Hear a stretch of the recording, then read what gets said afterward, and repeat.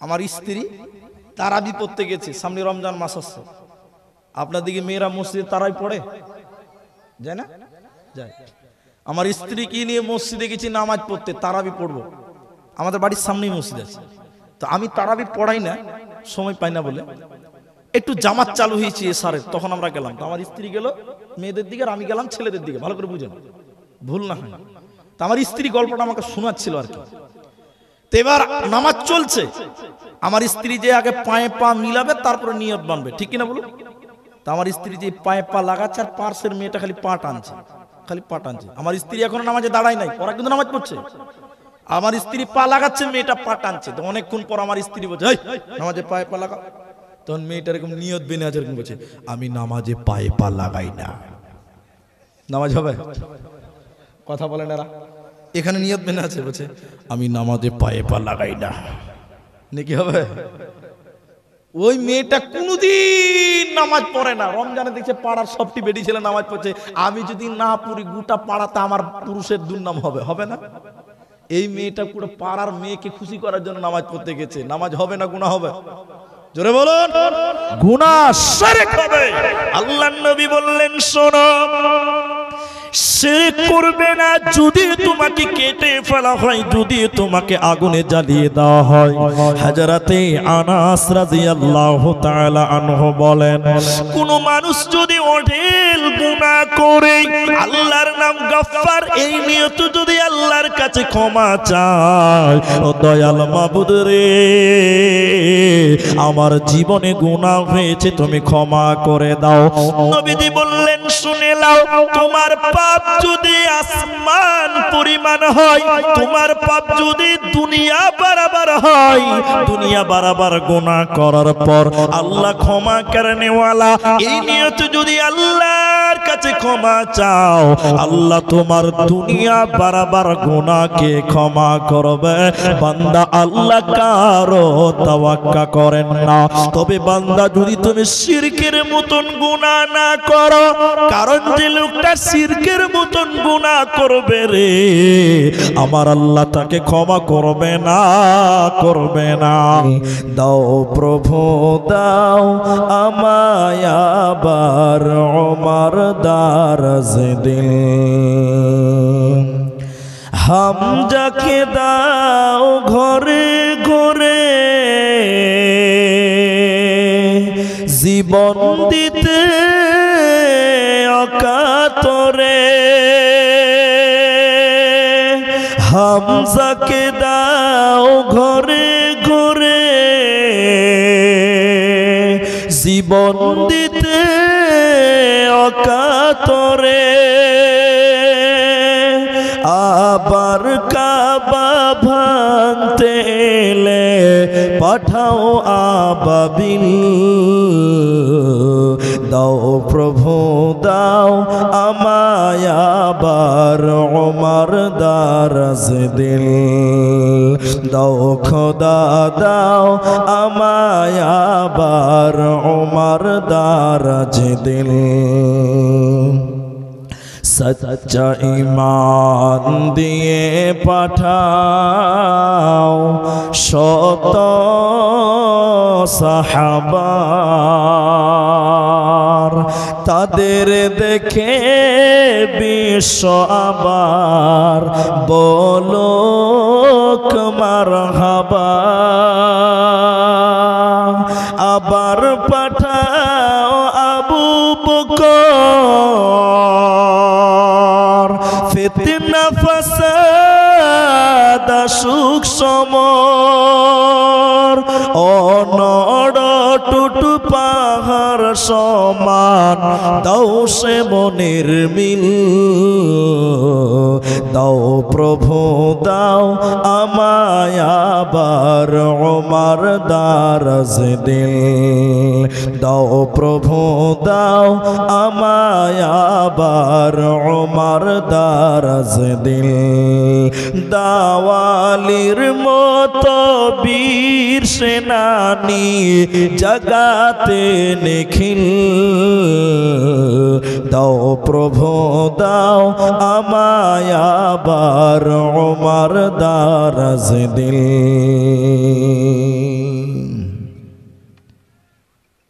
শ্রদ্ধেয় সম্মানীয় চলমান সভার সুযোগ্য সভাপতি, স্টেজে ওলামায়ে কেরাম, অতিথিবৃন্দ, সামনে বসে থাকা দিনদার ইমানদার মুমিন ভাই সকল, দোয়ার কান্টারি মুরব্বী সমাজ, স্নেহের কচিকাচা, পর্দার অন্তরালে বসে থাকা মমিনা সলেহা মা ও বোনেরা, প্রাণ প্রিয় শৈলমারি মাকাইয়া ঘাট ভালুকাবাসী, সর্বাগ্রে সে মহান আল্লাহ তাবারক ওয়া তাআলার প্রশংসা জ্ঞাপন করি যে আল্লাহ তাবারক ওয়া তাআলা আমাদেরকে এক মসজিদ কেন্দ্রিক আয়োজিত মাহফিলে বসিয়ে কোরআন এবং হাদিসের আলোচনা করার, আপনাদের শ্রবণ করার যিনি তৌফিক এনায়াত করেছেন,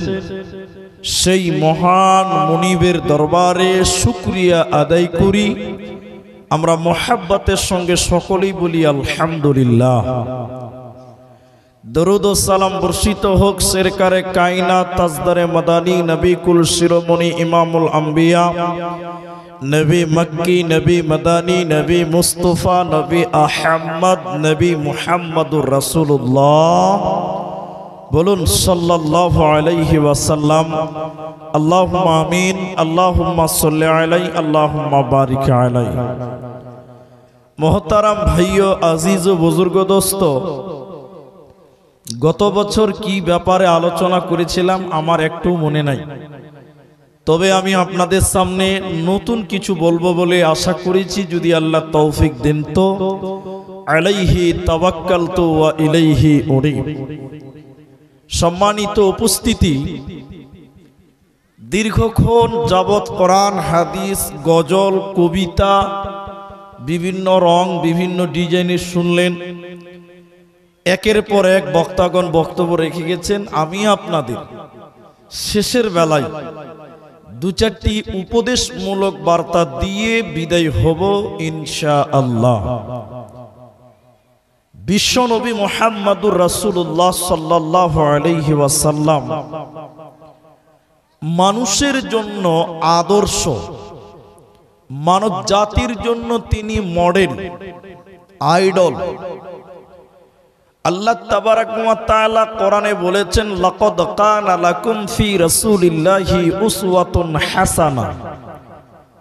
মুহাম্মদুর রাসূলুল্লাহর আদর্শ তোমাদের জন্য উত্তম আদর্শ, পথ প্রদর্শক। তাহলে আল্লাহর নবীকে আপনি আমি যদি আদর্শ রূপে মেনে নিতে পারি, বা রসুলের আদেশগুলোকে যদি মেনে নিতে পারি, তাহলে আপনি আমি উত্তম আদর্শ মান্যে ওয়ালা হব। বিনিময় আল্লাহ তাবারক ওয়া তাআলা জান্নাত দেবেন। তাহলে আপনাকে আমাকে, নারী এবং পুরুষকে সর্ব অবস্থায় রসুলের আদেশগুলোকে, রসুলের তরিকাগুলোকে, রসুলের নিষেধগুলোকে মেনে নিতে হবে।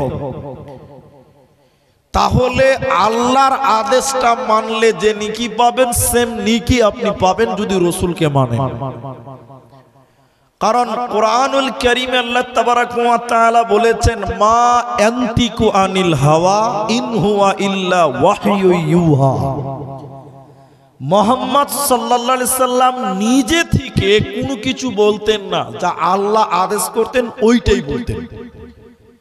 তাহলে নবীজির কথাগুলো যদি মেনে নেন, তাহলে আল্লাহর আদেশটাকে মেনে নেওয়ার মতন নেকি পাবেন। একটা লোক আল্লাহর নবীর কাছে এসে বললেন, আল্লাহর নবী, আমি জান্নাত যেতে চাই, কি করলে আমি জান্নাত যাব? আপনি একটু আমাকে রাস্তা বলে দেন, কিছু আমল বলেন। তা আল্লাহর নবী তাকে পাঁচটা কথা বললেন। কলেমা সাক্ষী দাও, নামাজ কায়েম করো, যাকাত দাও, আল্লাহ সুন্নের কাউকে অংশীদার করিও না, সমর্থবান বলে হজ করো, আর রমজান মাসে সিয়াম পালন করো। এই কথাগুলো তুমি মানো, তুমি জান্নাত চলে যাবে। লোকটা রসুলের এই কথা শুনে চলছে, হাঁটছে, আর বলছে, আল্লাহর কসম নবী মুহাম্মদ আপনি যা বলেছেন আমি তাই করব, এর কমও করব না, বেশিও করব না। আপনি যেটুক বলেছেন ওইটুকুই করব, এর কমও করব না, বেশিও করব না। আল্লাহর নবী তখন সাহাবীদেরকে বললেন, তোমরা কি জান্নাতি মানুষ দেখতে চাও? এই মানুষটা আল্লাহর জান্নাত যাবে। সুবহানাল্লাহ বলবেন না? মানে রসুলের এই আদেশটি, মানে নবী যা বলেছেন তাই করবে। ও কিন্তু বলেনি যে আমি জালসা শুনবো, ও বলেনি যে আমি নফল নামাজ পড়বো, ও বলেনি যে আমি সাদকা করবো, এগুলো কিচ্ছু বলেনি। আল্লাহর কসম, যা বলেছেন তার কমও করব না, বেশিও করব না। আল্লাহর নবী বললেন এই মানুষটাই আল্লাহর জান্নাত যাবে। সুবহানাল্লাহ বাড়িতে যে বলবেন নাকি? বড় আফসোস, আমরা এতদিন জলসা করে সুবহানাল্লাহ শিখাতে পারি না। জি, কোথায় আলহামদুলিল্লাহ বলতে হয় জানি না, কোথায় ইনশাল্লাহ বলতে হয় জানি না। আমি আপনাদের একটা রিকোয়েস্ট করি, আপনাদের কিছু কথা জিজ্ঞাসা করবো, আপনারা উত্তর দেবেন, বলুন ইনশাআল্লাহ।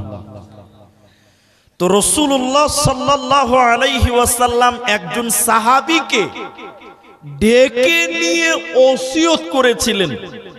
আজকে আমার বক্তব্যের বিষয় হলো রাসূলুল্লাহর ওসিয়ত। নবী সাল্লাল্লাহু আলাইহি সাল্লামের জীবদ্দশায় করা আদেশকৃত ওসিয়ত। আল্লাহর নবী একজন সাহাবীকে ওসিয়ত করেছিলেন। ওই ওসিয়তগুলো যদি আপনি আমি মেনে নিতে পারি, তাহলে ইহকাল এবং পরকাল দুই জায়গাতেই আপনি কামিয়াব হবেন, সাফল্যকাম হবেন। আর একজন মানুষ ওসিয়ত কেন করে? যখন সে দেখে যে আমার আর হায়াত নাই, তখন মানুষ ওসিয়ত করে, করে না? এটা হ্যাঁ না বলুন? আপনার বাপ দীর্ঘদিন থেকে অসুস্থ, মালদা নিয়ে গেলেন চেক আপ করার জন্য। ডাক্তার চেক আপ করার পর আপনার বাপকে একটা রুমে পাঠিয়ে দিল, দিয়ে আর আপনাকে ডেকে বলছে ডাক্তার, যিনি কে? বলে আমার আব্বা। বলে আপনার আব্বার ব্লাড ক্যান্সারে ভাইরাস ঢুকে গেছে, আপনার আব্বা আর বাঁচবে না। বাপ বলতে ইচ্ছা করলে তুমি ডেকে নাও, তোমার বাপ মাত্র 3 দিন বাঁচবে, এটাই তার জীবনের শেষ দিন। ছেলে মন মরা হয়ে রুম থেকে বেরিয়ে এলো ডাক্তারের, আমার বাবা মারা যাবে, ক্যান্সারে, ব্লাড ক্যান্সার, রক্ততে ভাইরাস হয়ে গেছে, ক্যান্সার হয়ে গেছে, আমার বাপ বাঁচবে না। এই চিন্তাতে ছেলে মন খারাপ করে ঘর থেকে বেরোচ্ছে। কারণ বাপ বুঝতে পেরে গেছে নিশ্চিত আমার কোনো বড় রোগ হয়েছে, এনার্জি পাচ্ছে না, কোনো কাজ করে মজা পাচ্ছে না, বুঝে নিয়েছে যে বাপ আর বাঁচব না। বাপ তখন দেখবেন বাড়ির বড় ছেলেকে ডেকে বলে, বাবা আমি চলে যাব, হয়তো বা মারা যাব। বুঝতে পারে যে আমি মারা যাব। তোমার বোনটার বিয়ে হয়নি, বেটা তুমি তোমার বোনের কোথাও ভালো একটা বিয়ে দিয়ে দিও। তোমার মা, আমি আজকে 70 বছর একসঙ্গে সংসার করেছি, আমি মারা গেলে তোমার মা বেকুল হয়ে যাবে, কোনো রাস্তা পাবে না, কোন কিলারা পাবে না। অতএব তুমি তোমার মাকে একটু দেখে রাখিও। তোমার ছোট ভাইটা লেখাপড়া করছে, তার লেখাপড়াটা তুমি চালিয়ে নিও। এই যে ওসিয়তগুলো মানুষ করে, কখন করে? যখন মৃত্যু কাছাকাছি চলে যায়, তখন মানুষ তার সন্তানদের, তার ছেলে মেয়েদেরকে ওসিয়ত করে, করে না? আল্লাহর নবী সাহাবীকে ডেকে ওসিয়ত করলেন। সাহাবীটার নাম হযরতে মুআজ রাদিয়াল্লাহু তাআলা আনহু। 10টা ওসিয়ত করেছিলেন আল্লাহর নবী। আমি বিশ্বাস করি এই 10টা ওসিয়ত যদি আপনি আমি মেনে নিতে পারি, আল্লাহর কসম আপনি কামিয়াব, আমি কামিয়াব, জালসাওয়ালারা কামিয়াব, কমিটি কামিয়াব হবে। 10টা ওসিয়তটা আপনাকে মেনে নিতে হবে। আল্লাহর নবী বললেন, মুআজ, হযরতে মুআজ বিন জাবাল রাদিয়াল্লাহু তাআলা আনহু তিনি বলছেন, আওসানি রাসূলুল্লাহি সাল্লাল্লাহু আলাইহি ওয়াসাল্লাম, বিশ্বনবী আমি মুআজকে ওসিয়ত করলেন, বিআশরি কালিমাতিন, 10টা ব্যাপারে ওসিয়ত করলেন। মুআজ, মুআজ রে, আমি হয়তো পৃথিবীতে আর বাঁচব না, মুআজ রে আমি তোমাকে ওসিয়ত করলাম, দায়িত্ব দিলাম, মুআজ আমার তামাম পৃথিবীর উম্মত উম্মতিকে বলে দিও 10টা ব্যাপারে ওসিয়ত করিও মুআজ। তার প্রথম নম্বর হলো লা তুশরিক বিল্লাহি শাইআ। মুআজ রে তামাম পৃথিবীর উম্মত উম্মতিকে বলে দিও তারা যেন আল্লাহর সঙ্গে শিরক না করে, আল্লাহর সঙ্গে যেন অংশীদার না করে। মুআজ, এদেরকে যদি কেটে টুকরো টুকরো করে দেওয়া হয় তবুও যেন তারা শিরকের মতন গুনাহ না করে। এদেরকে যদি আগুনে পুড়িয়ে দগ্ধতে জ্বালিয়ে দেওয়া হয় তবুও যেন তারা শিরকের মতন গুনাহ না করে। মুআজ, তুমি বলে দিও এরা যেন শিরকের মতন গুনাহ না করে। তার কারণ হলো এরা যদি শিরকের মতন গুনাহ করে আল্লাহ জান্নাত দেবে না, পাবে না। এই জন্য নবীজি হযরতে মুআজকে 10টা ব্যাপারে ওসিয়ত করেছিলেন। তার প্রথম নম্বর হলো শিরকের মতন গুনাহ করবে না।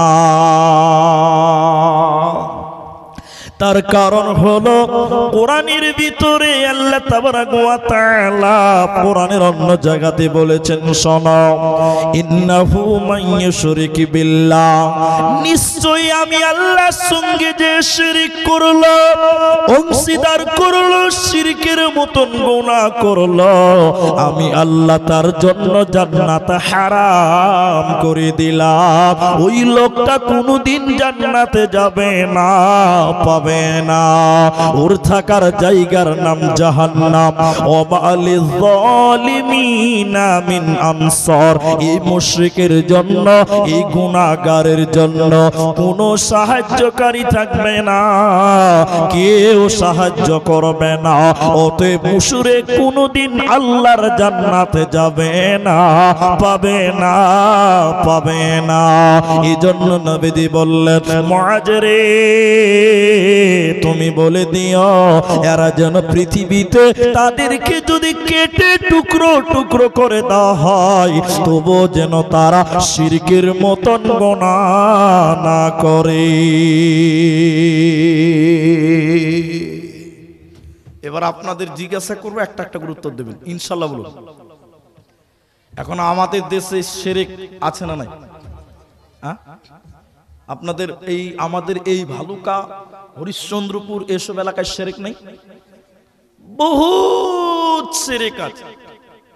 অনেক জালসাতে এরকম দান করতে আসে, দেখতে পাই যে হাতে তাবিজ দিয়ে আছে। আপনার দিকে তাবিজের নাই? তাবিজ নাই আপনার দিকে? আচ্ছা, এখন আমাদের ভিতরে অনেক লোক জালসাতে দান করতে আসছে, দেখছি হাতে তাবিজ বাঁধা আছে, অথচ মুসলমান। অথচ বেটা ছেলে গলাতে তামা দেওয়া আছে, গলায় তামা নিয়ে আছে।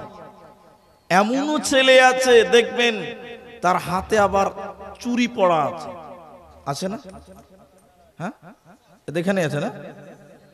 অনেকের হাতে দেখবেন হাতে চুরি দেওয়া আছে, তামা। তারপরে আপনার কিনা কোমরে তাবিজ দেওয়া আছে। আর আমাদের মুসলমানদের মধ্যে কিছু মাথা মোটা আছে, এরা মনে করে যে তাবিজের খুব পাওয়ার, কোনো কাজ হবে তাবিজে? কোনো তাবিজে কাজ হবে না। ছোট্ট একটা কথা বলে আপনি বুঝতে পারবেন তাবিজের কি ফজিলত আছে না নাই, না গুনাহ হবে না লাভ হবে, এইটুকু আপনি বুঝতে পারবেন। পশ্চিমবঙ্গের একজন বিখ্যাত আলেম শাইখুল হাদিস, মাদ্রাসায় পড়ায়, আমাদের উস্তাদ মারা গেছে, তার নাম বলবো না। মাগরিবের পর তার ঘরে বসে বসে ফার্সি পড়ছি। এমন সময় একটা ছেলে মাধ্যমিক পরীক্ষা দিবে। আপনাদের মাধ্যমিক শেষ হয়ে গেল আজকে, তাই না? মাধ্যমিক শেষ হয়ে গেল না? শেষ। মাধ্যমিক পরীক্ষা দিয়ে দিবে ছেলেটা। সন্ধ্যার সময় মৌলভী সাহেবের কাছে সে মাদ্রাসা হেড মারাকে বলছে, মৌলানা এটা তাবিজ দিতে হবে। কিসের তাবিজ দিবে? বলছে আমার মাথাতে পড়া ঢুকে না, তারপরে একটা তাবিজ দেন যেন আমি মাধ্যমিকে ভালো একটা রেজাল্ট করতে পারি। তো হেড মুলবি বলছে যে 501 টাকা লাগবে। ক টাকা লাগবে বলুন বলুন। এখন আমি যদি বেকার ছেলে হই আর আমাকে যদি বলে তুমি 501 টাকা দাও, তুমি ফার্স্ট ডিভিশনে পাস করবে, টাকা দিতে গায়ে লাগবে? হ্যাঁ, 501 মানে 5000 টাকাও দিবে না? তো এবার বলছে হ্যাঁ মৌলানা দেওয়া হবে, আপনি তাবিজ লেখেন। আল্লাহর কসম করে বলছি, মাদ্রাসাতে বসে বসে তাবিজ লিখতে লাগলো। ও কি যে লিখছে আল্লাহ মাবুদ জানে। লিখতে লিখতে মারা গেছে লোকটা, বড় আলেম ছিলেন। এবার লই ছেলেটার সামনে এরকম তাবিজটা ঝাড়ছে, ভাবছে কি যে দোয়া পড়ছে, আর আমরা বুঝতে পারছি যে ইংরেজিতে দোয়া পড়ছে মনে হয়। তাবিজে ফু মারছে মনে হচ্ছে ইংরেজিতে দোয়া পড়ে ফু মারছে। এরপরে ছেলেটার এই জায়গাতে তাবিজটা বেঁধে দিল, এদিকে দেখেন 501 টাকা নিয়ে কি বলছেন, কথাটা খালি দেখেন। বলছে যে বাবা তুমি আজ থেকে, সামনে মাধ্যমিক আছে, আজ থেকে তুমি একটু রাত জেগে মন দিয়ে পড়বা, তোমার পড়া মনে থাকবে। আচ্ছা আপনারা বলুন, কেউ যদি রাত জেগে মন দিয়ে পড়াশোনা করে, ওর পড়া মনে রাখার জন্য আবার তাবিজ লাগবে না এমনিতেই হবে? কথা বলেন এরা, এমনিতেই হবে। কেউ যদি রাত জেগে মন দিয়ে পড়াশোনা করে, ওর পড়া মনে রাখার জন্য আবার তাবিজ লাগবে? কোন তাবিজ লাগবে না, এমনিতেই হয়ে যাবে। এ মাথা মোটা ছেলে এইটাই বুঝতে পারছে না। ও মাধ্যমিকের রেজাল্ট ভালো করেছে, গোটা এলাকাতে বলেছে হেড মুলবির তাবিজের কি পাওয়ার বে, ফার্স্ট ডিভিশনে পাস। এলাকার লোক বুঝে বেকার ছেলে এলাকাতে ফার্স্ট ডিভিশনে পাস করেছে, বোধহয় হেড মুলবির বিশাল তাবিজের পাওয়ার। আচ্ছা আসলে বলুন তাবিজের পাওয়ার না মেহনতের ফল? কথা বলুন, মেহনতের ফল। মালদা জেলার কালিয়াচক গোলাপগঞ্জ স্ট্যান্ডে দাঁড়িয়েছি 5-6-7 বছর আগে। তখন আমার দাড়ি বাড়াই নাই, একটু একটা মোচ ছিল, জালসা করে ব্যাগ কাঁধে নিয়ে সকাল সকাল দাঁড়িয়েছি। একটা ছেলে আমাকে দেখে, তার নামটা বলবো খানিক পর, ছেলেটা দেখে এসে আমাকে বলছে আপনি আব্দুর রহমান? বলে হ্যাঁ। বলছে আপনাকে আমি খুব ভালোবাসি, আমি বিশাল ফ্রেন্ড, আপনার ভক্ত। ও যত পটাইছে আমি মনে মনে বুঝছি শালার মতলব খারাপ আছে। যত পটাইছে তত বুঝতে পারছি এর মতলব খারাপ। বুঝে বলে না চা খা, বলে না খাবো না, খেলাম না, তাও খাবো। যত তেলাইছে আমার মন খালি সন্দেহ হয়েছে কিছু একটা তো হবে। অনেকক্ষণ তেলানোর পর বলছে মালানা এটা কথা বলবো, রাগ করবেন না? বলে বলো। ওই যে একটা তাবিজ করে দিতে পারবেন? কিসের তাবিজ নিবি তুই? কিসের তাবিজ নিবি? কিসের তাবিজ? ওই যে আমার খালাতো বোন জরুনে, দেখতে খুব সুন্দর, খুব চেষ্টা করতে, লাইন করতে পারছি না, তা আপনি এমন একটা তাবিজ দেন যেন আমার প্রেমে পাগলা হয়ে যায়। আচ্ছা আপনারা বলুন এরকম পাগল কিছু দেশে আছে না? হ্যাঁ না বলে না? মসজিদের মুলবিকে জ্বালাইছে খালি, তাবিজটা দেন, মেয়েটা যেন আমার পাগলা হয়ে যায়। আরে মুলবির তাবিজে যদি পরের বেটি তোমার দিকে পাগলা হয়, তাহলে মুলবিগুলো বোকা আছে না? উসালা এমন তাবিজ বানবে সব সুন্দরী বেটি ছেলেগুলো মুলবির প্রেমে পাগলা হবে, হবে না? তার মানে বলুন এবার তাবিজে কিছু আছে না? সব ধোঁকাবাজি, সব ধোঁকাবাজি। এবার চলুন, আল্লাহ ছাড়া অন্য কারো নামে কসম করা যাবে না। মান হালাফা বিগাইরিন নাস ফাকাদ আশরাকা। কেউ যদি আল্লাহ ছাড়া অন্য কারো নামে শিরক করে, ওই ব্যক্তি যেন শিরকের মতন গুনাহ করলো। এবার আপনারা এতগুলো মানুষ একটু জোরে বলুন, আমাদের সমাজে বাপের কসম কম না বেশি? বাপের কসম নাই? এরা কথা বলে নাই? অনেক লোক কসম করতে করতে বলে মসজিদের কসম নাই। আল্লাহ ছাড়া অন্য কারো নামে যদি কেউ কসম করে, নবীজি বললেন লোকটা শিরক করলো। আর আল্লাহর নবী বললেন মুআজ রে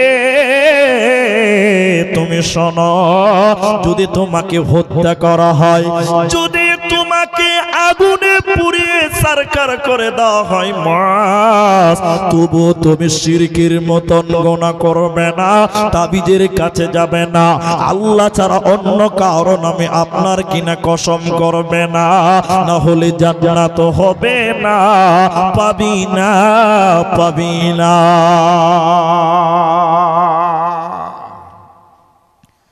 নামাজ পড়া নেকি? নামাজ পড়াটা কি? আপনারা সবাই বলুন নামাজ পড়াটা কি? নেকি, খুব ভালো ইবাদত। তবে একজন বলছে একটা হাদিসের উপরে গুরুত্ব দিয়ে বুঝাতে গিয়ে বললেন নামাজ পড়া নেকি, আবার নামাজ পড়াটাও গুনাহ। নামাজ পড়াটা কি? আপনারা কথা বলবেন না? নামাজ পড়াটা কি বললেন? নেকি, আবার বলছে নামাজ পড়াটাও গুনাহ। নামাজ পড়াটাও গুনাহ, প্রসেস আছে, প্রসেস আছে। কেউ যদি মানুষকে দেখাবার জন্য নামাজ পড়ে, ওটা গুনাহ হবে। কি হবে?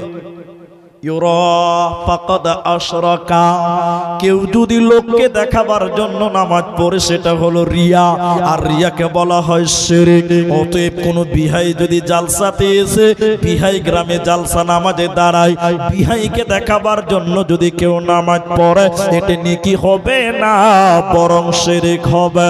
কোন জামাই শ্বশুর গ্রামে জালসা, মসজিদে এসে যদি নামাজ পড়ে শ্বশুরকে দেখাবার জন্য গুনাহ হবে, এ নেকি হবে না, হবে না, হবে না।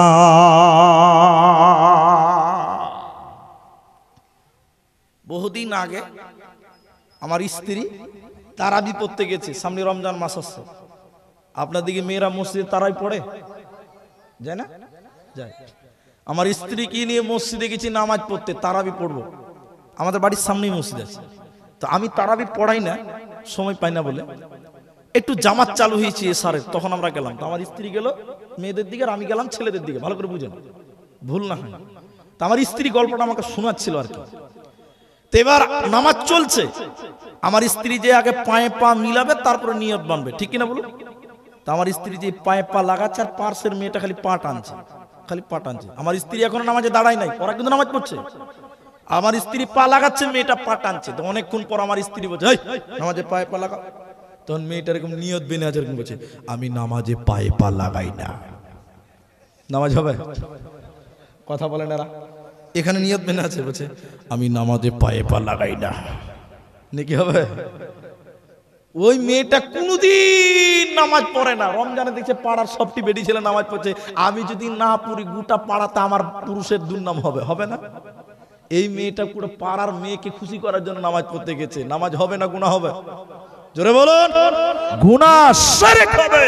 আল্লাহর নবী বললেন, শোনো, শিরক করবে না যদি তোমাকে কেটে ফেলা হয়, যদি তোমাকে আগুনে জ্বালিয়ে দেওয়া হয়। হযরতে আনাস রাদিয়াল্লাহু তাআলা আনহু বলেন, কোন মানুষ যদি অঢেল গুনাহ করে আল্লাহর নাম গফফার এই নিয়ত যদি আল্লাহর কাছে ক্ষমা চায়, ও দয়াল মাবুদ রে, আমার জীবনে গুনাহ হয়েছে, তুমি ক্ষমা করে দাও। নবীজি বললেন, শুনে নাও, তোমার পাপ যদি আসমান পরিমাণ হয়, তোমার পাপ যদি দুনিয়া বরাবর হয়, দুনিয়া বরাবর গুনাহ করার পর আল্লাহ ক্ষমা করনেওয়ালা, এই নিয়ত যদি আল্লাহর কাছে ক্ষমা চাও, আল্লাহ তোমার দুনিয়া বরাবর গুনাহকে ক্ষমা করবে। বান্দা আল্লাহ কারো তাওয়াক্কা করেন না। তবে বান্দা যদি তুমি শিরকের মতন গুনাহ না করো, কারণ যে লোকটা শিরকের মতন গুনাহ করবে রে, আমার আল্লাহ তাকে ক্ষমা করবে না, করবে না। এজন্য আল্লাহ কোরআনে বলেছেন, শোনো, আমার যাকে মন চাইবে আমি আল্লাহ তাকে মাফ করে দিব, আমার যাকে মারছি আমি আল্লাহ তাকে ক্ষমা করব, কিন্তু আমি আল্লাহ ওই ব্যক্তিকে ক্ষমা করব না যে ব্যক্তিটা শিরকের মতন গুনাহ করবে। ওই ব্যক্তিকে আমি আল্লাহ ক্ষমা করব না, করব না, করব না। এজন্য আল্লাহ তাবারাক ওয়া তাআলা বলেন, মুআজ রে, আমি নবী তোমাকে 10টা ব্যাপারে ওসিয়ত করলাম। হে মুআজ, যদি তোমাকে হত্যা করা হয়, যদি তোমাকে কতল করে দেওয়া হয়, তবুও তুমি শিরকের মতন গুনাহ করবে না। ওখানে একটা জালসা ছিল বাচাহার, আপনার 5 তারিখে, এই মাসের 5 তারিখে বোধহয় বাচাহার, হ্যাঁ, দিনাজপুরে জালসা করে আসছিলাম। আর মালদাতে পান্ডুয়ার মেলা, কেউ নাম শুনেছেন? পান্ডুয়ার মেলা শুনেছেন? দেখেননি আপনারা? ওখানে মাজার আছে, বিরাট বড় মাজার। তা আমার সঙ্গে আরো কেউ ছিল, কে ছিল বলছি, মুর্শিদাবাদের একটা বক্তা ছিল, তার নাম আব্দুল আউয়াল হাবিবি। আরেকটা ছিল নদিয়ার বক্তা, আমার মোবাইলে ভিডিও করা আছে। তো রাত তখন 2টা+। তা আমাদেরকে দেখলে তো লোক চিনে নিবে, তো কি করব, মাথাতে রুমাল দিয়েছি, কেউ মুখটা ঢেকে নিয়েছে। তো মাজারে কি আছে ওইটাই দেখবো, আজকে মাজারে কি আছে ওইটাই দেখবো। তো দেখতে দেখতে 2 কিলোমিটার হাঁটলাম, এত ভিড়। লাস্ট মোমেন্ট যেতে যেতে যেতে যেতে মাজার খুঁজে পাই না। জালসা হচ্ছে এক জায়গাতে, এটা মঞ্জিল ওটা মঞ্জিল, জিজ্ঞাসা করে করে মাজার পেলাম। একটা ফকির ভিক্ষা করছে মাজারের সামনে। কি করছে বলুন? আর আপনার আমার মতন কিছু পয়সাওয়ালা লোক ওই মাজারে যায় সাহায্য চাওয়ার জন্য, যায় না? আচ্ছা, মাজারে কিছু দিতে পারে? ফকির বাইরে ভিক্ষা করছে মানুষের কাছে, মানে ফকিরও জানে ভেতরের মাল মরে গেছে, ও কিছু দিতে পারবে? কে দিবে? জীবিত মানুষ, ঠিক না বলুন? মরা মানুষ কিছু দিতে পারবে? পারবে না। গেলাম, মেয়ে মানুষেরা, মায়েরা শুনেন, ওই মাজারে পাথর ধরে চুম্মা খাচ্ছে। ছেলেরা সেখানে যাচ্ছে, স্যান্ডেল নিয়ে যেতে পাবে না, স্যান্ডেল খুলে যাও। আমরা কোন রকম করে স্যান্ডেল খুলে দুজনকে রেখেছিলাম, এখানে আছে ওরা দুজন। বল তোরা স্যান্ডেল যুগা, আমরা ভিতর থেকে কি চলছে মাল দেখে চলে আসি। আল্লাহু আকবার, নাউজুবিল্লাহ, আস্তাগফিরুল্লাহ। এদেরকে এমন তারা তেরেছে, স্যান্ডেল নিয়ে গেছে তার লিগে, মেরেছে ফকির হোনা, পালা এখান থেকে। কেউ গরু নিয়ে যাচ্ছে, কেউ খাসি নিয়ে যাচ্ছে, সেই জায়গাতে মেয়েরা পুকুরে উজু করে নামাজ পড়ছে, কবরে যে সাজদা করছে। নাউজুবিল্লাহ বলবেন না? সন্তান দেওয়ার মালিককে সবাই বলুন আল্লাহ। এই কথাটা বুঝে আমি 2 নম্বর ওসিয়তটা বলবো। আপনারা যেটি মানুষ আছেন একটু কথা বলেন, আপনাদের দিকে গরুর কয়টা বাচ্চা হয়? একটা হয়, দুটাও হয়, ছাগলের 4টা হয়, 5টা হয়, বিড়ালের কটা হয়? 6টা। কটা? আর কুকুরের কটা হয় ভাই? 1 ডজন। কতটা? আগুনটি। এবার আপনারা বলুন, মানুষের কয়টা বাচ্চা হয়? 1টা, 2টা, 3টাও হয়, আমি দেখেছি। তাহলে আপনাদের বলতে চাই, কুকুরের 12টা বাচ্চা হলো, বিড়ালের 6টা হলো, ছাগলের 5টা, আর মানুষের 2টি, 1টাই বেশি হয়। পৃথিবীর কোন গরুকে দেখেছেন মাজারে গিয়ে বলেছে বাবা আমার বাচ্চা হয় না, তুমি বাচ্চা দাও? গরু কোনোদিন মাজারে যায়? জোরে বলুন, যাবে না। ছাগল 5টা বাচ্চা পেয়েছে, ছাগল কোনোদিন মাজারে গিয়ে বলেছে বাবা বাচ্চা হয় না, বাচ্চা দাও? যাবে? যদি কোনোদিন যাবে না। কুকুর এত নিকৃষ্ট, কোনোদিন মাজারে যাবে না, অথচ কুকুর আপনার কিনা 12টা বাচ্চা পেল, বিড়াল 6টা পেল, ছাগল 5টা পেল, আর আপনি আমি আশরাফুল মাখলুকাত, সৃষ্টির সেরা হযরত ইনসান হওয়ার পরেও আমরা আল্লাহর কাছে একটা চাইতে জানি না। দেখলাম আসাম থেকে বাস ভাড়া করে পান্ডুয়ার মেলাতে এসেছে, বিহার থেকে লরি ভাড়া করে এসেছে, অনেক মানুষেরা ছাগল দিচ্ছে, মুরগি দিচ্ছে, সাজদা করছে, মানত করছে সন্তানের জন্য। তামাম পৃথিবীর কোন কুকুর কোনদিন মাজারে সন্তান চাইল না, বিড়াল কোনদিন সন্তান চাইল না, ছাগল কোনদিন চাইল না। ও কুকুর বিড়াল যদি আল্লাহর কাছে 12টা বাচ্চা চাইতে পারে, তাহলে তুমি মুসলমান, আল্লাহর বান্দা, তুমি কেন আল্লাহর কাছে একটা বাচ্চা চাইতে জানলে না? তুমি কেন মরা মানুষের কবরের কাছে গিয়ে চাইলে বলো? তুমি কেন শিরকের মতন গুনাহ করলে বলো? এজন্য আল্লাহ বলেছে, যে ব্যক্তি শিরকের মতন গুনাহ করবে রে, আমি আল্লাহ তাকে জান্নাত দেব না, পাবে না, পাবে না। এজন্য বিশ্ব নবী বলেছে, মুআজ রে, আমি তোমাকে ওসিয়ত করলাম 10টা ব্যাপারে। প্রথম নম্বর শুনে নাও, যদি তোমাকে কেটে টুকরো টুকরো করে দেওয়া হয়, যদি তোমাকে আগুনে জ্বালিয়ে দেওয়া হয়, তবু শিরকের মতন গুনাহ করবে না। মুআজ, তুমি যদি পৃথিবীতে শিরকের মতন গুনাহ করো, আল্লাহ তোমাকে জাহান্নাম দেবে, জান্নাত পাবে না, মিলবে না, মিলবে না। দ্বিতীয় নম্বর ওসিয়ত করলেন নবীজি, মুআজ রে, তুমি বলে দাও আমার উম্মত উম্মতিকে বলে দিও, তারা যেন খবরদার মা বাপের অবাধ্য না হয়, ওরা যেন পিতা মাতার অবাধ্য না হয়। মুআজ, তুমি বলে দাও পিতা মাতা যদি কোরআন হাদিস মোতাবেক বলে দেয়, তুমি তোমার পরিবারকে ছেড়ে দাও, তুমি তোমার স্ত্রীকে ছেড়ে দাও। কেন ছাড়বে? এ কথা বলবে না। মা বাপ যদি কোরআন হাদিস মেনে চলে, হকের উপরে থাকে, আর তোমাকে বলে দেয় তুই তোর বিবিকে তালাক দিয়ে দাও, কেন তালাক দিবে? এই কথা যেন না বলে, খবরদার মা বাপের অবাধ্য না হয়। হ্যাঁ, তবে মা বাপ যদি অন্যায় ভাবে আপনাকে আদেশ করে যে বউ তালাক দে, তাহলে দেওয়া যাবে? যাবে না। সবাই জানেন ইসমাইল আলাইহিস সালাম গেছেন পাখি শিকার করতে, ওর বাপ এসেছে ওর বাড়িতে, ইসমাইল সালামের বাপ এসেছে তার বাড়িতে, এসে বাড়িতে বলছে বাড়িতে কেউ আছে? একটা মেয়ে বেরিয়ে এসছে, কে আপনি? এবার ইসমাইল সালামের বাপ বলছে তোমার পুরুষ কোথায়, তোমার স্বামী কোথায়? শিকারে গেছে। কখন আসবে? অনেক দেরি। তখন ইসমাইল আলাইহিস সালামের বাপ ইসমাইল আলাইহিস সালামের স্ত্রীকে বলছে, তুমি কেমন আছো? মেয়েটা বলছে, খুব ভালো নাই, খুব ভালো নাই, একবেলা খেতে পাই তো একবেলা খেতে পাই না, খুব ভালো খেতে পাই না। এবার ইসমাইল আলাইহিস সালামের আব্বা বলছে, ওহ তুমি ভালো নাই? বলে না। তখন বলছে, ঠিক আছে চলে গেলাম, তোমার সামনে আসলে বলিও বাড়ির চৌকাঠটা পরিবর্তন করতে বলেছে। বুঝলেন? এবার নবীরা কিন্তু নবীদের খবর জানে, নবীরা নবীদের খবর জানে। এই নিয়ে চলে গেলেন, বাপ চলে গেলেন। ইসমাইল আলাইহিস সালাম বাড়িতে এসে তার স্ত্রীকে বলছে, বাড়িতে কি এসেছিল? বলে হ্যাঁ এসেছিল, একটা বয়স্ক মানুষ। কি বললেন? আপনার খোঁজ করলো? বললাম শিকারে গেছে। তারপরে কি বললেন? যে তুমি কেমন আছো? তো তুমি উত্তরে কি বললে? বললাম যে খুব একটা ভালো নাই, খুব বিপদ, খুব কষ্টতে আছে। ও তিনি কি বললেন? বললেন বাড়ির চৌকাঠ পরিবর্তন করতে বলেছে।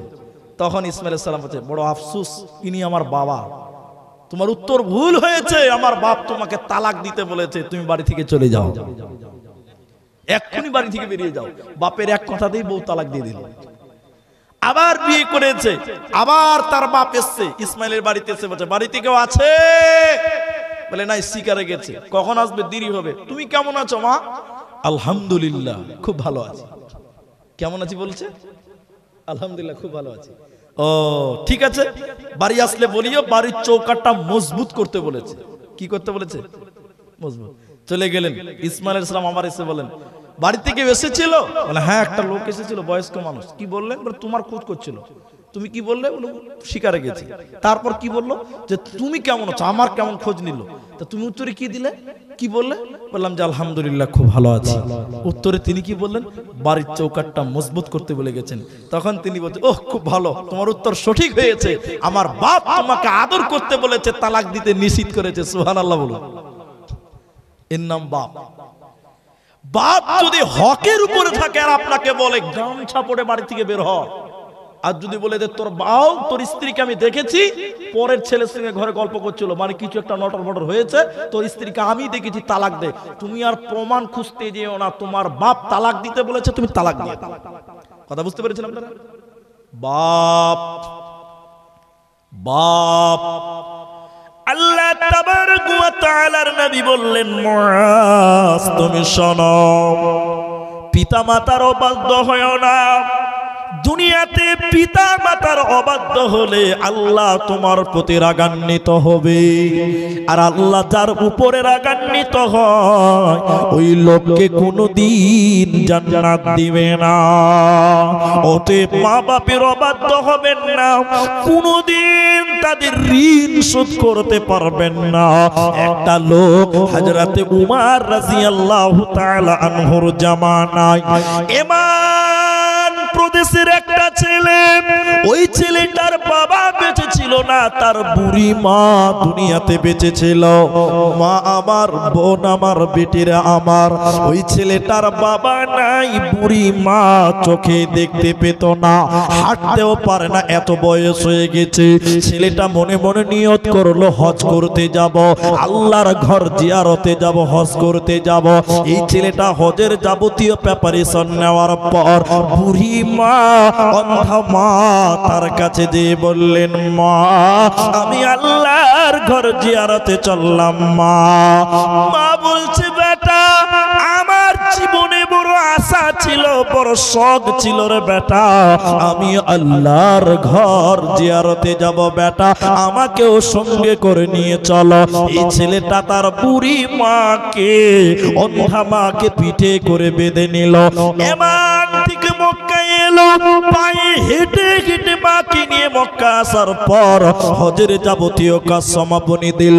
সাফা মারওয়া মুজদালিফা আরাফা হজের যাবতীয় কাজ সমাপনী দেওয়ার পর ছেলেটা উমারের কাছে এসে বললেন, আমিরুল মুমিনিন খলিফাতুল মুসলিমিন উমার, আপনি বলুন আমি আমার বুড়ি মাকে, আমি আমার অন্ধা মাকে এমান থেকে হেঁটে হেঁটে নিয়ে এলাম, পিঠে করে নিয়ে হজের যাবতীয় কাজ সমাপনী দিলাম। আমিরুল মুমিনিন উমর, আপনি বলুন তো আমি আমার মায়ের ঋণ শোধ করতে পারলাম?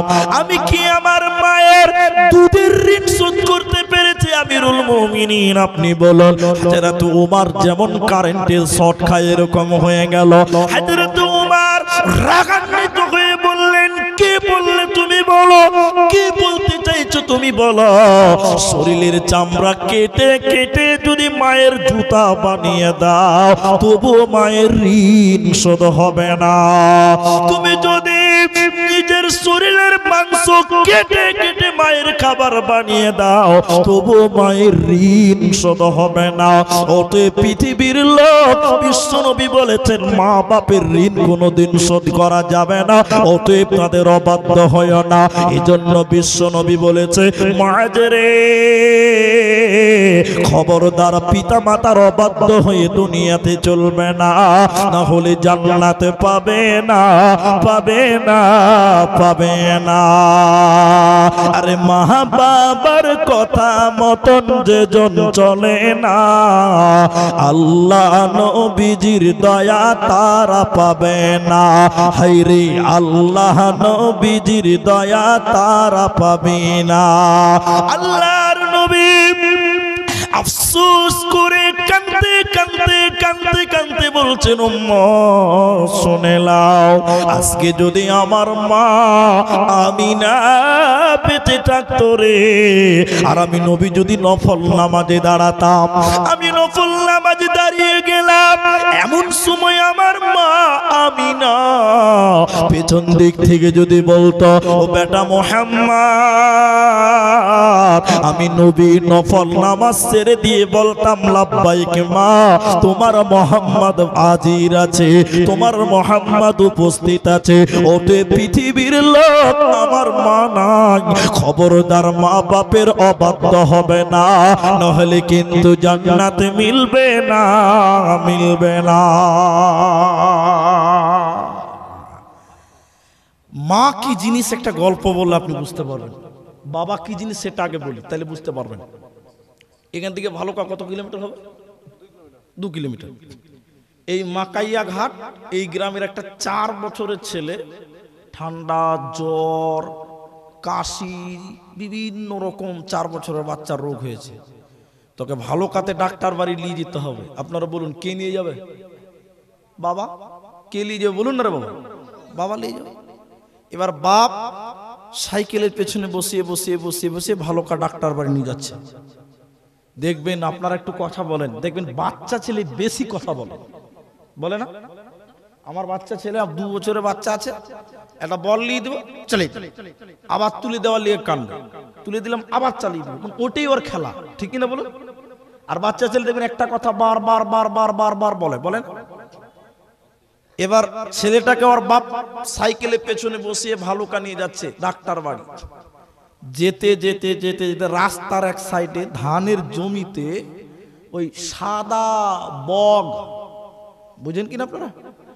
বগ, বগ, বগলা, বগলা যখন দেখবেন ধানের জমিতে করে দাঁড়িয়ে থাকবে চুপ, বুঝবেন যে বেটা কোনো মতলব খারাপ আছে, জি মাছ ধরবে তার লেগে। ঠিক ধরেছে।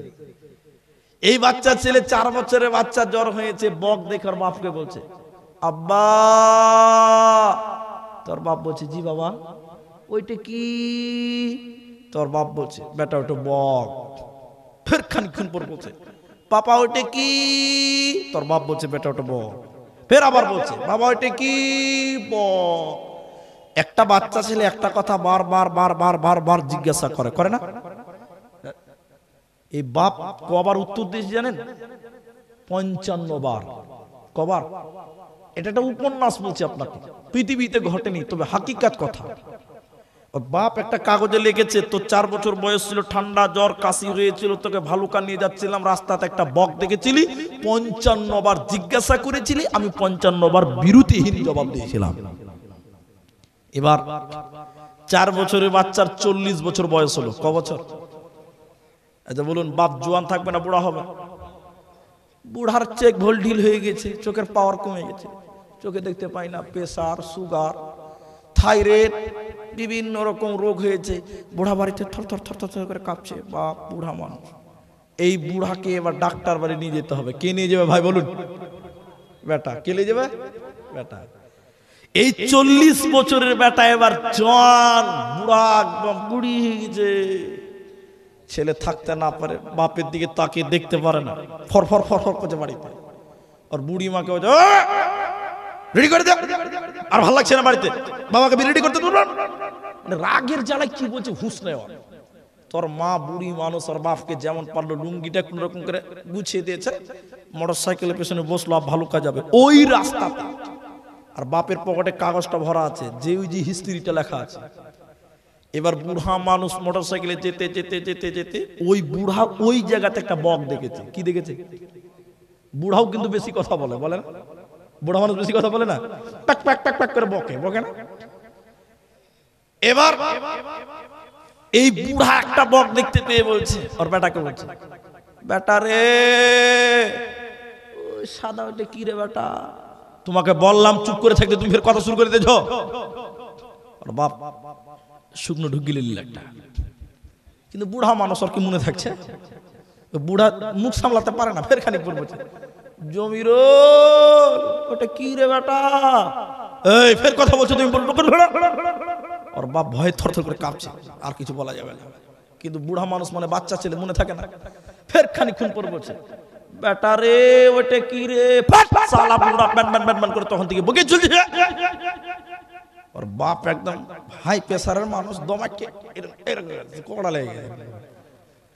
বাপ কোন রকম করে উঠে পকেট থেকে কাগজটা বের করেছে, বেটা তোমার যেদিন 4 বছর ছিল, তোমার ঠান্ডা জ্বর পেশা, তোমার ঠান্ডা জ্বর মাথা ব্যথা কাশি এরকম রোগ হয়েছিল, এই রাস্তা দিয়ে তোমাকে ডাক্তার বাড়ি নিয়ে যাচ্ছিলাম, এই জায়গাতে তুমি একটা বক দেখেছিলে, তোমার বয়স 4। সেদিন তুমি বক দেখে আমাকে জিজ্ঞাসা করেছিলা, 1 বার 2 বার 3 বার নয়, 10 বার 20 বার 30 বার নয়।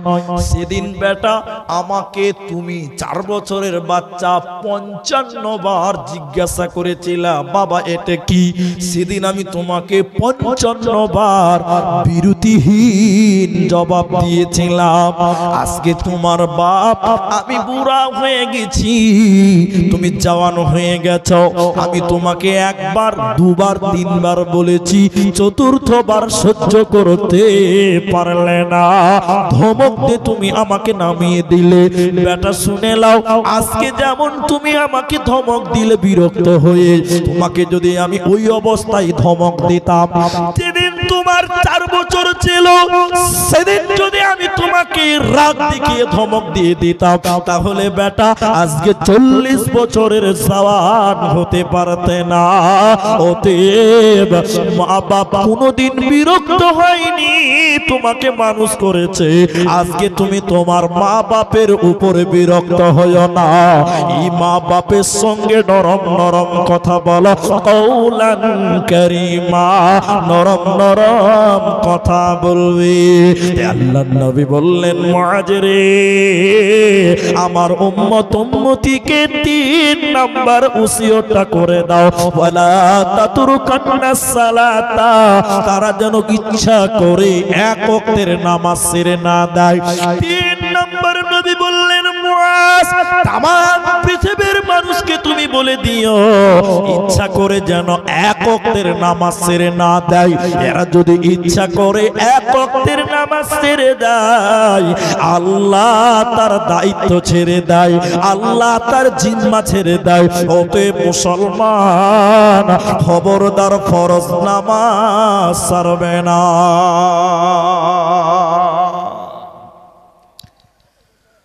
কুকুরের 2টো ভাগ। কুকুরের কটা ভাগ বলুন আপনারা? একটাকে বলে বিলাতি কুত্তা, আপনারা বুঝেন তো বিলাতি কুত্তা, আর একটা লোকাল, এই রাস্তাঘাটে যেগুলো আছে ওগুলোকে লোকাল কুত্তা আমরা বলি, যেটাকে জঙ্গিপুর উমরপুরে অনেকদিন আগে জালসা করে দাঁড়িয়েছে, রাতে অনেক রাত, গভীর রাত, একটা হোটেলের সামনে দাঁড়িয়েছে, বাস ধরে এই এদিকে কোথাও যাব, বাস পেছি না ভাই, অনেকক্ষণ থেকে দাঁড়িয়েছি, বাস পাওয়া যায় না। এমন সময় দেখছি একটা স্করপিও, ব্ল্যাক বিউটি আর কি, চকচকে কালো নতুন স্করপিও হলো। ওখান থেকে 3-4টা লোক নামলো, তো হোটেলে যাবে। তো আরেকজন দেখি, ওই পেছনে দেখছি, ওই স্করপিওর পেছনে দেখছি একটা কুকুর, বিলেতি কুকুর হিসফিস করে করছে শুয়ে শুয়ে। তখন আমি মনে মনে করছি তোর কত নসিব বে, হ্যাঁ? আমি একটা ভাঙা বাস পেছি না, আর তুই স্করপিও শুয়ে আছিস, এর নাম নসিব, ঠিক বলে? তো কুকুরের দুটি ভাগ আছে। এই বিলিতি কুকুরের গায়ে যদি কেউ একটা ঢেল চালিয়ে দেয়, মালিক আপনার উপরে কেস করে দিবে না? এরা কথা বলেন। এই কুকুরটাকে 55,000 টাকা দিয়ে কিনে নিয়ে এসছে, তাহলে এর দাম আছে না? আর আপনাদের এই শোলমারি গ্রামে কিছু কুকুর দৌড়ে বেড়াচ্ছে, জি, যে পারছে সেই পাথর চালাচ্ছে, মারা কি মারে না? এই মার খেতে খেতে একদিন দেখছে শালা ডাম্পারের নিচে পড়ে আছে, একদম রুটি বানিয়ে দিয়েছে ডাম্পারের পিছে ওকে। আচ্ছা বলুন, এটাও কুকুর ওটাও কুকুর। ওই কুকুরের দিকে কেউ এরকম করে বড় করে তাকাতে পারবে না, তাকাবে তো আপনাকে মালিক আপনার বিচার করবে না? আর এই কুকুরকে যে পাচ্ছে সেই মারছে, কারণটা কি বলুন তো? ওই কুকুরের দুনিয়াতে মালিক আছে, এই কুকুরের দুনিয়াতে কোনো মালিক, জোরে বলুন, নাই। এই কুকুরের গায়ে কেউ ঢেল দিলে মালিক আপনার উপরে বিচার করবে, শাসন করবে। কিন্তু এই দুনিয়ার কুকুরের যার মালিক নাই, যে পারছে সে মারছে, যে পারছে সে ঢেল চালিয়ে দিল। হঠাৎ দেখতে পেলাম রাস্তাতে মরে পড়ে আছে, বিচার করার মতন কেউ নাই। তার কারণ হলো এই কুকুরের দুনিয়াতে কেউ মালিক নাই। আল্লাহর নবী বললেন, মুআজ, ইচ্ছা করে এক ওয়াক্তের নামাজ ছাড়বে না। তুমি যদি ইচ্ছা করে এক ওয়াক্তের নামাজ ছেড়ে দাও, আল্লাহ তোমার দায়িত্ব ছেড়ে দিবে। কুকুরের কেউ দায়িত্ব নেয়নি দুনিয়াতে, তাই যে পারছে সে মারছে। যে মুসলমান নামাজ পড়বে না, ওই মুসলমানের দায়িত্ব আল্লাহ ছেড়ে দেয়। যে মুসলমান নামাজ পড়ে না, ওই মুসলমানের দায়িত্ব আল্লাহ ছেড়ে দেয়। ওকে ইহুদি মারবে, খ্রিস্টান মারবে, ও মুসলিমেরা মারবে, উমার খাবে, উমার খাবে, উমার খাবে। কারণ আল্লাহ তার দায়িত্ব ছেড়ে দিয়েছে, আল্লাহ তার জিম্মা ছেড়ে দিয়েছে। এই জন্য আজকে মুসলমানেরা মার খেছে কেন? এরা নামাজ পড়ে না, আল্লাহ এদের দায়িত্ব ছেড়ে দিয়েছে। এরা রোডের কুত্তার মতন মার খাবে, এদের বিচার করার মতন পৃথিবীতে কেউ রবে না। তার কারণ নবীজি বলেছে, মুআজ রে, ইচ্ছা করে যেন তারা এক ওয়াক্তের নামাজ ছেড়ে না দেয়। এরা যদি ইচ্ছা করে এক ওয়াক্তের নামাজ ছেড়ে দেয়, আল্লাহ তার দায়িত্ব ছেড়ে দিবে। ওর বিচার করনেওয়ালা পৃথিবীতে কেউ থাকবে না। আজকে একটা কথা বলি, মুসলমানদের অবস্থা ভালো না খারাপ? খুব খারাপ। এবার বলুন দ্বিতীয় প্রশ্নটা, ভারতবর্ষে মুসলমান নামাজি বেশি না বেনামাজি বেশি? 100টার মধ্যে কটা হবে? 100টার মধ্যে একটা, দুটা, পাঁচটা। আমি এক গ্রামে জিজ্ঞাসা করি, ভাই মুসলমান কটা? মুলি সাহেব তখন বলছে, মুলি সাহেব হারকে গ্রামে 5,000 মুসলমান বেটা ছেলে। ক হাজার? বলুন বলুন। 5,000। তো ওই তো মুলি সাহেব যখন বড় করে 5,000 বলেছে, তখন বললাম ফজরের সময় কটা আছে? মাথা নিচু করে বলছে 5টা। কটা মুসলমান কটা বলছে? 5,000। নামাজি কটা? 5টা। বলুন আল্লাহর দায়িত্ব নিবে? আল্লাহ নবী যে বারিয়াত মিনহু জিম্মাতুল্লাহ, আল্লাহ তার দায়িত্ব ছেড়ে দিবে। আজকে মুসলমান মার খেতে বলছে, মুলি সাহেব দোয়া করো, এনআরসি করবে। মুলি সাহেব বলছে আল্লাহ বলছে আরো জোরে চিল্লা, কাজ চলবে না। জি, মুসলমান তখন দোয়া করছে, আল্লাহ বলছে আরো জোরে চিল্লা, কাজ হবে না। কারণ আল্লাহ নবী বলেন, কুকুরের কোনো মালিক নাই, তাই রাস্তায় মরে পড়ে থাকে। যে মুসলমান নামাজ পড়ে না, ওর দায়িত্ব আল্লাহ রাখে না। রোডের কুকুরের মতন তার মৃত্যু হবে, পৃথিবীর উট বলার মতন কেউ থাকবে না। নাম্বার 4, বিশ্বনবী বললেন, মুআজ রে, আমি তোমাকে 10টা ব্যাপারে ওসিয়ত করেছি। 4 নাম্বার শোনো, খবরদার নেশা পান করবে না, শরাব পান করবে না, মদ পান করবে না। এখন বলুন, এখন আমাদের মধ্যে নেশা কম না বেশি? কিছু কিছু লোক কবর খুঁড়তে গেছে, ভাই কবর খুঁড়তে যে কবর খুঁজতে খেসতে গেছে, তখন একটা বিড়ি দেনা ভাই, কবর খুঁড়তে খুঁড়তে বিড়ি খেয়েছে। আপনার দিকে নাই? এরা কথা বলেন, ওদেরকে কবর খুঁড়তে দিবেন না, কবর খুঁড়তে দিবেন না ওদেরকে। একজন বলছে, মুলি স্যার এত বড় কথা বলছো, যদি বিড়ি না খাই তাহলে শক্তি পাবো কোন দিকে? ভিটামিন দুনিয়া থেকে মরে গেছে, বিড়ি এখন ভিটামিন চলছে বাজারে। হ্যাঁ, মসজিদের পায়খানাতে বসে চুরু চুরু বিড়িটা এরকম মাল আছে না নাই বলুন? আপনার দিকে নাই? মসজিদের পায়খানা বিড়ি পায়খানা করতে যাচ্ছি তো ঢুকা যাচ্ছে না, কানায় কানায় খালি ডেস্কলাইয়ের কাঠি আর বিড়ির গন্ধ পড়ে, পাছা পড়ে আছে। নাই আপনাদেরকে বিড়িখানা মসজিদের পায়খানাতে? আল্লাহ, কত ভালো গো। জি, যাক, মসজিদের পায়খানাতেও বিড়ি টানে এরকম অনেক আছে। আবার আছে নাই মানে মসজিদে কাজ চলছে, মিস্ত্রি লেবার কাজ করছে, এটা আল্লাহর ঘর। কার ঘর বলুন? বলুন, এই ঘরটা কার ঘর? ওখানে যদি বলে আসামের লোক নামাজ পড়বে, মানা করতে পারবেন? যদি বলে যেমন বাটনার লোক এসে নামাজ পড়বে, মানা করতে পারবেন? কারণ ঘরটা কার? আল্লাহ। এখন মসজিদে কিছু লেবার মিস্ত্রি কাজ করছে, ও মিস্ত্রিগিরি করতে করতে মসজিদের ভিতরে মাল টেনে দিচ্ছে। হ্যাঁ, বহুত বিয়াদব আছে না এরকম আছে। আর আমাদের মধ্যে কিছু হুজুর আছে, বুঝলেন, কিছু হুজুর আছে, টুপি আছে, দাড়ি আছে, লম্বা পাগড়ি পড়ছে, আবার ওরা আবার বিড়ি খাওয়ার দুয়াটাও বানিয়েছে। জি আছে, ওটিকে বলবো না। আল্লাহর নবী বলেন, লা তাশরাবুল খামরা, মাজরে তুমি বলো পৃথিবীর লোক যেন শরাব পান না করে, নেশা পান না করে। জি, কিছু লোক বলছে মনে হচ্ছে বিড়ি না খেলে পায়খানা হবে না, এরকম লোক আছে। হ্যাঁ, বহুত আছে। আল্লাহ মাফ করো। আল্লাহর নবী সাবে মিরাজে গেলেন, তার সামনে দুটি পাত্র রাখা হলো, দুটো পিয়ালা, দুটি পাত্র, একটাতে রয়েছে দুধ আর একটাতে রয়েছে মদ, একটাতে রয়েছে মদ, একটাতে রয়েছে দুধ। আল্লাহর নবীর সামনে দিয়ে বলছেন, হুজুর যেটা মন চাই সেটা আপনি তুলে নেন। আল্লাহর নবী সঙ্গে সঙ্গে দুধের পিয়ালাটা তুলে নিলেন। জিবরাইল সেদিন বলেছিলেন আলহামদুলিল্লাহ, জিবরাইল সঙ্গে সঙ্গে বলেছিলেন আলহামদুলিল্লাহ।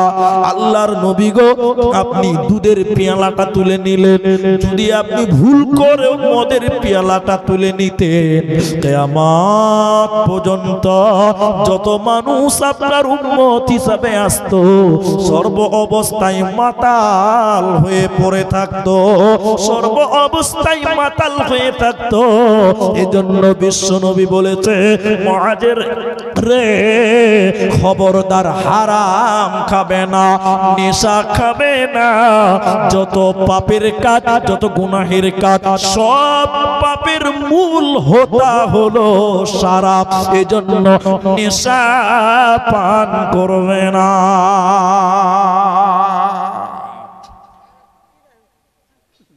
শরাব বুঝেন না এখন? জান্নাতে পাবেন, বসে থাকেন, আপনাকে অত বুঝাতে পারবো না। শুনেন এদিকে, এখনো চাচা শরাব বুঝে না, তো বিশাল ব্যাপার আছে। শুনেন, নেশা নেশা শুনতে বসেন। তো কইছে যে একটা কথা মাঝখানে বলি, এক ডাক্তার বলেছে তুমি বিড়ি খাবে না, সিগারেট খাবে না। বিড়ি সিগারেট খেলে কি হবে? ক্যান্সার হবে। কি হবে? ক্যান্সার হবে। রুগীকে 1 মাস বলেছে কন্টিনিউ বিড়ি টিড়ি খাবি না। 1 মাস পর ডাক্তারের চেম্বারে গেছে, ওর সঙ্গে 2টা বডিগার্ড আছে, বুঝলেন, 2টা হেল্পার বডিগার্ড আছে। তো ডাক্তার ওর রিপোর্ট টিপোর্ট 1 মাস পরে দেখে বলছে আপনি বিড়ি খাওয়া ছেড়েছেন? হ্যাঁ, খেয়ে ছেড়ে দিয়েছে। সিগারেট না, ওটা ছেড়ে দিয়েছে। খান না তো? কইছে মাঝে মধ্যে কেউ যদি দেয় একটু রিকোয়েস্ট টিকোয়েস্ট করে তখন খাই। ও আচ্ছা, তা আপনার সঙ্গে 2 জন আছে, এরা কারা? ওদেরকে রিকোয়েস্ট করার লিগে রেখেছি, ওরা বিড়ি খাওয়ার লিগে রিকোয়েস্ট করে তখন খাবো। জি, এরকম কত চালাকি আছে। যে কথা আমি বলছি শুনেন, একটা খাম্বাতে একটা ছাগলকে বেঁধে দেন, এই পিলারটাতে একটা ছাগল বানান। ছাগলের রুজি আল্লাহ কি দিয়েছে বলুন তো? ঘাস, পাত, লতা, পাতা, এগুলো কে খাবে? ঘাস। এই জায়গাতে একটা ছাগল বেঁধে দিয়ে আর মোটা মোটা গরুর হাড্ডি গুলো যদি ওর সামনে রেখে দেন, খা, ছাগল খাবে? বলুন, ও না খেয়ে মরে গেলেও ভুল করে মুখ দিবে না, দেবে? আর একটা জায়গাতে কুকুরকে বাঁধেন আর লম্বা লম্বা গাছের পাতা দেন, তুই খা, খাবে? কেন খাবে না? আল্লাহ ওকে ওই রুজিটা দেয়নি, খেতে বলেনি, ঠিক না? জোরে বলুন। ছাগলকে বলেছে লতা খাবি, পাতা খাবি, ঘাস খাবি, আপনার গাছ খাবি, মরে গেলে অন্য কিছু খাবে না, এগুলো খাবে। কুকুরকে বলেছে হাড্ডি খাবি, পচা খাবি, মরা খাবি, ধরা খাবি, কোনোদিন খের খাবে না, কাপনার পাতা খাবে না। কুকুর তার রুজির উপরে সন্তুষ্ট আছে, ছাগল তার রুজির উপরে সন্তুষ্ট আছে। আর সৃষ্টির সেরা হযরত ইনসান মানুষকে আল্লাহ বলেছে মদ খাবি না, নেশা পান করবি না। সকালবেলা ঘুম থেকে উঠে 2 বোতল ডক ডক ডক ডক করে মারছে। তাহলে বলুন গরু ভালো, কুকুর ভালো না মানুষ ভালো? এদিক দিয়ে দেখতে গেলে কুকুরই মনে হয়েছে ভালো, কিন্তু আল্লাহ বলছে তোরা আশরাফুল মাখলুকাত। কিন্তু এরা আল্লাহর আদেশটা মানবে না, এরা মদ পান করে মুসলমান। অনেক গ্রামে দেখতে পাওয়া যায় মুসলমান মদ খাওয়ার জন্য জরিমানা নির্ধারণ করা আছে। আমাদের সমাজে যদি কেউ মদ খায় তার 10,000 টাকা, কেউ বলছে 5,000 টাকা। তার মানে বোঝা যেছে এই উম্মত মুসলমানের ভিতরেও নেশা পান করে, মদ পান করে। আর আল্লাহর নবী বলেছেন মুআজ রে খবরদার মদ পান করবি না, নেশা পান করবে না।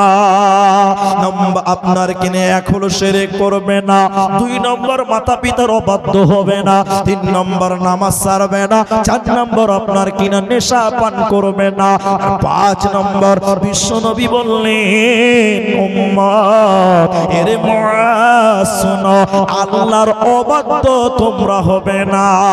আল্লাহ যা নিষেধ করেছে নিষেধটাকে নিষেধ বলে মেনে নাও, আল্লাহ যা আদেশ করেছে আদেশ বলে মেনে নাও। আল্লাহর অবাধ্য হইও না। তুমি যদি আল্লাহর অবাধ্য হও, তুমি যদি আল্লাহর অবাধ্য হও, আল্লাহ রাগান্বিত হবে, আল্লাহ তোমাকে শাস্তি দিবে ইহকালে, মরার পর জাহান্নাম দিবে। অতএব মুআজ রে আল্লাহর হুকুমগুলোকে মেনে নাও, অবাধ্য হবে না, হবে না, হবে না। যদি কোরআন হাদিস না মানি জীবনে কি হবে গবৃতর পরে, কি হবে গবৃতর পরে। 4 মাযহাবকে ফরজ নেছি, 1 মাযহাবের আমল করেছি। কুরআন হাদিসের দিকে দেখিনি তো ফিরে, কি হবে গবৃতর পরে। যদি কোরআন হাদিস না মানি জীবনে কি হবে গবৃতর পরে, কি হবে গমতের পরে। এরপর নবীজি বললেন মুআজ তোমাকে 10টা ব্যাপারে ওসিয়ত করলাম, 5টা হয়ে গেল। 6 নম্বর বিশ্ব নবী বললেন মুআজ যুদ্ধের ময়দান থেকে পালাবে না, জিহাদের ময়দান থেকে পালাবে না। মুআজ রে যুদ্ধ করতে করতে জিহাদ করতে করতে যদি তুমি দেখো তোমার সঙ্গী সাথী সবাই শহীদ হয়ে গেল, সবাই মারা গেল, তবুও মুআজ তুমি পেছনের দিকে আসবে না। জিহাদের ময়দানে সামনের কদমে জান্নাত, পেছনের কদমে রয়েছে জাহান্নাম। সামনের কদমে জান্নাত, পেছনের কদমে তুমি জাহান্নাম। অতএব মুআজ রে যুদ্ধের ময়দান থেকে পলায়ন করিও না। সবাই যদি মারা যায়, সবাই যদি জিহাদ শহীদ হয়ে যায়, তবুও একাই তুমি চেষ্টা করবে। যুদ্ধের ময়দান থেকে পালালে আল্লাহ নারাজ হয়ে যায় আর জান্নাত পাওয়া যায় না। এজন্য বিশ্ব নবী 6 নম্বর বলেন জিহাদের ময়দান থেকে পালাবে না। 7 নম্বর মহামারী দেখলে এলাকা ছেড়ে পালায়ও না। করোনা ভাইরাস এসেছে দেশে, এলাকা ছেড়ে পালিয়ে গিয়ে বিদেশে না, চলবে না। এই মালদাতে করোনার প্রভাব বেশি। যার টাকা আছে বাড়ি তালা মেরে কলকাতা চলে গেল যেন করোনা তাকে ধরতে না পারে, এরকম লোক নাই। টাকা আছে, ভারতে করোনা সংক্রমণ বেশি, তালা মেরে দিয়ে ভিসা পাসপোর্ট করে চলে গেল দুবাই, চলে গেল আপনার কিনা মালদ্বীপ, চলে গেল আপনার অন্য কোন রাষ্ট্রে। কেন? এই লোকটাকে যেন রোগ, এই লোকটাকে যেন কোনো মুসিবত, এই লোকটাকে মহামারী ধরতে না পারে। আল্লাহর নবী বলেছেন, মাস যখন কোন এলাকাতে মহামারী দেখতে পাবে, যখন কোন এলাকাতে বিরাট মহামারী শুরু হবে, এলাকা ছেড়ে পালাবে না।